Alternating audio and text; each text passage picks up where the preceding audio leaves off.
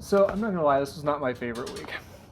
So ending school, and it just felt like there was a string of kind of blah stuff this week. Holly had just a lot of really just nasty life things going on at work for her, and she'd kind of bring them home and just be like, oh man, you won't believe what I saw. This like nice little suburban couple, and they're like both having affairs, and neither of them know about it, and I'm seeing both of them, and I'm like, I can just see this train wreck coming, and there's nothing I can do about it. And then the next gal is this sweet little 20-something who has a cocaine addiction. She doesn't know if that's going to hurt her in the long run. And it was just like one of those after another. And then I talked to a friend of mine this week, and that awful shooting a couple weeks ago, that guy who comes to the birthday party shoots. So there was a little girl that witnessed this whole thing. She was in a good friend of mine's classroom, and so she knew this girl. She was in her class last year, and so she's sitting there with that thing. And I'm like, ugh. It's just one of those weeks. There's just a lot of grime, gross life, you know? And so I'm sitting down to look at the scripture, and I just kind of had to laugh at the irony. I'm like, oh, it's Pentecost. Yay, my favorite Sunday, where God's breath rolls in and things change and it gets better and there's a fresh new wind. And I'm just like, I'm not feeling it. Not feeling it this week. I had a bunch of emails from like denominational fill out paperwork type stuff, and I'm like, oh yeah, it's a great contrast to the Acts 2 church, right? Great contrast. We fill out paperwork now, and they were on fire back in the day. And so that's the attitude I had going into this, reading this talk. And then of course I look, and it's one of my all-time favorite passages, Ezekiel. The Valley of the Dry Bones is one of the traditional readings right now, and I'm like, okay, let's see what you got. I'm grumpy, Lord, so be nice. So I think the question I had to have going into this was, can God still surprise us? Can he still catch us off guard? Or do we think we've got him down at this point in our relationship with God? We know the answer we're supposed to say, but is that really how we view God?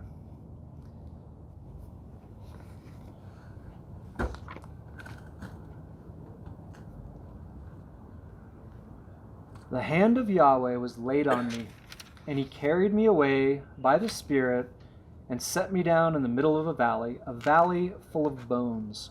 And he made me walk up and down among them. There were vast quantities of these bones on the ground, the whole length of the valley, and they were quite dried up.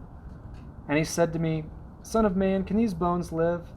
And I said, You know, Lord Yahweh. And he said, Prophesy to these bones, say, Dry bones, hear the word of Yahweh. The Lord Yahweh says to these bones, I am now going to make the breath enter you, and you will live. I shall put sinews on you. I shall make flesh grow on you. I shall cover you with skin and give you breath, and you will live, and you will learn that I am Yahweh. I prophesied as I had been ordered, and while I was prophesying, there was a noise, a loud clattering, and the bones joined together. I looked and saw that they were covered in sinews. Flesh was growing on them, and skin covered them, but there was no breath in them. And he said to me, Prophesy to the breath. Prophesy, Son of man, say to the breath, The Lord Yahweh says this, Come from the four winds, breathe on these dead, let them live. I prophesied as he'd ordered me, and the breath entered them. They came to life again and stood on their feet, an immense, great army. Then he said, Son of man, these bones are the house of Israel. They keep saying, Our bones are dried up, our hope is gone, and we are as good as dead. So prophesy, say to them, The Lord Yahweh says this, I am now going to open your graves. I mean to raise you from your graves, my people, and lead you back to the soil of Israel. And you shall know that I am Yahweh when I open your graves and rise you up out of your graves, you people. And I shall put my spirit in you, and you will live. And I shall resettle you on your own soil, and then you'll know that I, Yahweh, have done this, the Lord Yahweh who speaks. So this passage is usually considered an apocalypse from literature. So just kind of a quick review, since those are pretty disputed a lot of the time, how we're supposed to be reading them. Just as a genre, it actually is something that existed before the Bible. It's got a lot of connection to like kind of like spirit quests. We have a lot of writings of people who touched the spiritual world, and it was very weird. That was contemporary. And so I think God is using this form that would have been kind of a familiar form to people at the time, just like, the law is based on forms and things that he would have done, just like a lot of the letters are foreign. God seems perfectly comfortable using a form that made sense to people and say, let me show you my take on it. Let me show you how this thing's supposed to work, or another way of doing it. And the way that apocalypses work is they are trying to give people kind of an outside perspective, kind of a bird's eye view perspective of something that's going on right now. When we're in times of pain, when we're frustrated, the world can become our perspective, right? Everything comes down to the way I'm feeling right now. And these types of writings are meant to break out of that perspective. They're weird, definitely, almost always, but part of that is to shock people and get their attention and to give you kind of a more eternal, a pulled back perspective. Say, hey, I know what this feels like, but let me show you what I as God am up to in the world. Let me tell you a little bit about my perspective on right now.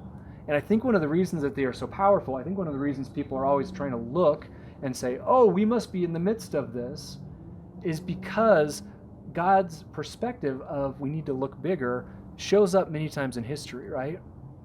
And so the last piece of it is we always have someone who's there basically getting overwhelmed, whether it's John in the New Testament, whether it's Ezekiel here. You get this kind of person who just shows up and is like there are no comments on it. They're totally in over their head. And there's always an divine interpreter saying, let me walk you through why I'm showing you this, what it is. I mean, this is like a classic, right? He walks through the valley, and then God says, and here's what it's mean, because you're not that bright. And so this image particular, I think it's one we've gotten so used to. It's such a beautiful image of God pulling something out of ugly and dead, right? We can forget just how, I think, shocking this image would have been for Ezekiel. Ezekiel is a priest.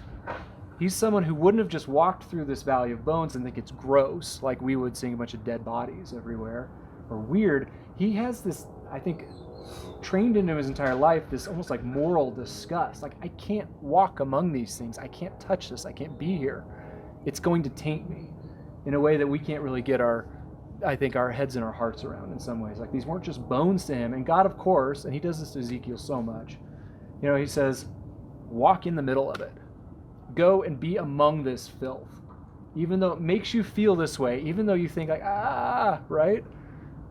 It doesn't matter. I can fix that. I can make it whole. It's actually very similar to what Jesus did. He touched filth, and instead of it tainting him, he healed it.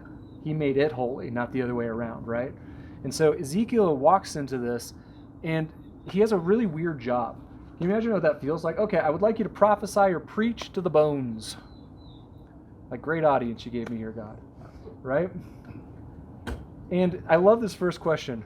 Just say, what do you think? Can these things become alive again? I mean, common sense says, no kidding. Like, I'm walking over things. They're not just dead, they're real dead, right? They are dried out as can be. They're spread out. My image is always like, you can't even see individual skeletons. It's been awful and gross and dead in a place where death is in charge for a long time.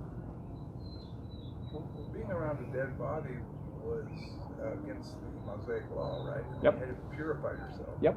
And so this not only was gross, but it was... That's what I mean. Like, it's morally gross. Like, he's taking something unclean upon himself by walking into this field of bones. And God sends him into that. Yeah. Absolutely. And what I like about Ezekiel's thing is, he does it, right? He follows and he goes, like, this is against common sense. I don't really want to be here. I don't want to walk into this thing, but God said something, and his answer is great.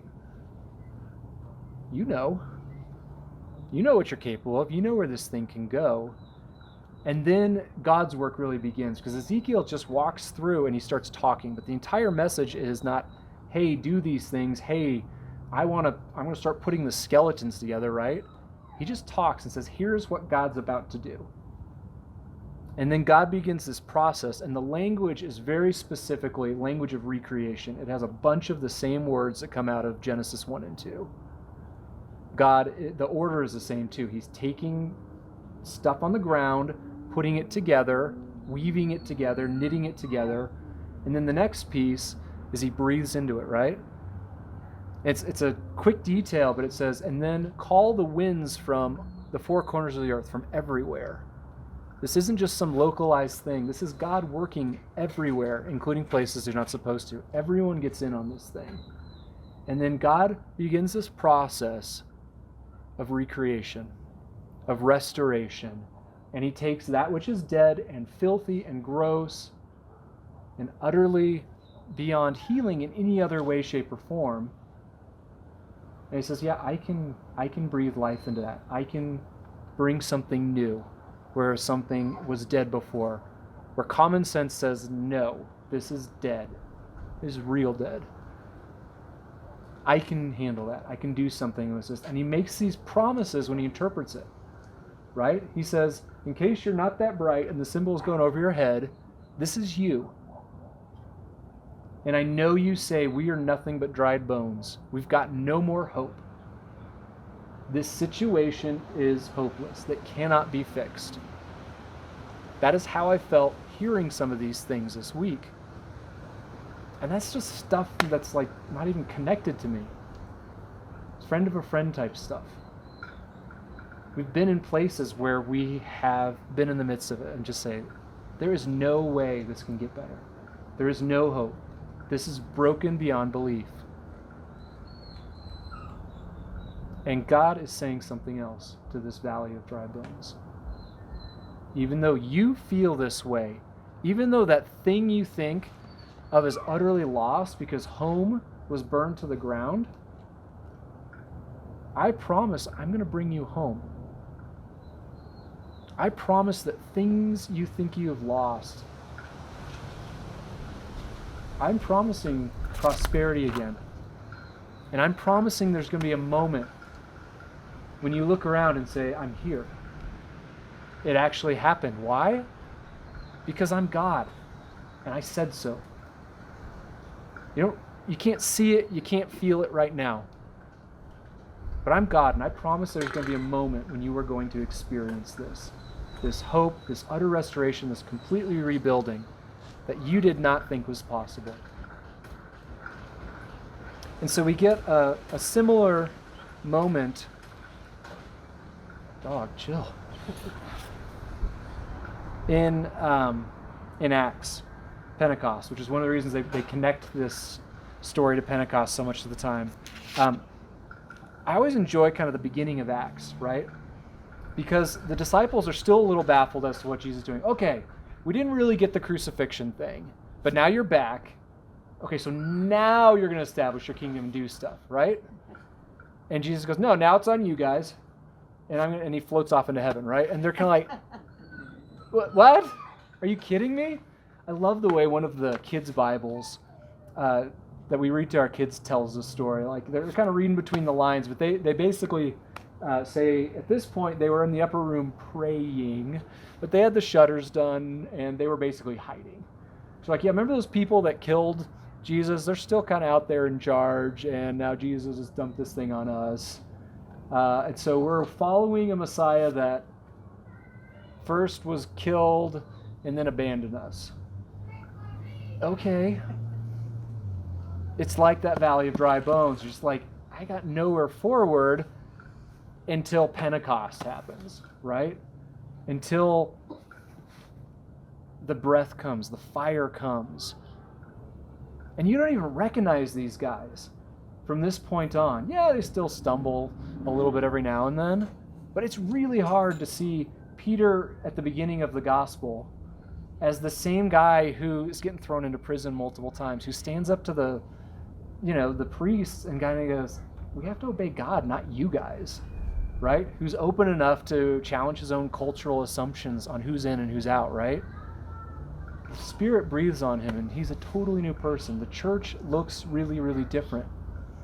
But we tell these stories year after year because, like Ezekiel, we have the same job, right? Ezekiel just wandered in and is just pointing out what God's up to. There's no real work on his part being done. And the church is the same way. We tell these stories not because the church ain't what it used to be. We don't tell these stories because we have work to do. We tell these stories because God is in the life business. We tell these stories because the Holy Spirit comes in and can breathe life into anything in any situation.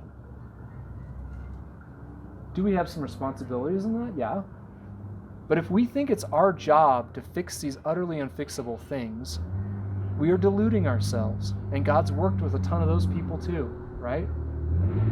And stop and let go. I am the God who breathes life in my spirit into those situations. And so I think the question ultimately is, who do we believe? Do I believe the circumstances of the just shit I saw this week? Is that the true story of what is going on in the world? There is no hope. There is no way of fixing this. I'm not really feeling it this week. And that's why we have community. That's why we look at these stories again and again. Because I'm sure Ezekiel standing there in a field of dry bones wasn't feeling it. And a bunch of disciples who'd had the responsibility thrown on them, and they didn't really get what God was about to do yet. They felt utterly in over their heads, as we often do, trying to offer hope and life to a world that says otherwise. And so I think the question we have to ask ourselves is, which story do we trust? The story that things are falling apart, that they are dead and they cannot be fixed? Or the story that God has said so many times in history, yeah, it's dead, but I'm God. I know how to recreate. I know how to breathe life into things. Which story are we going to believe? Despair or hope?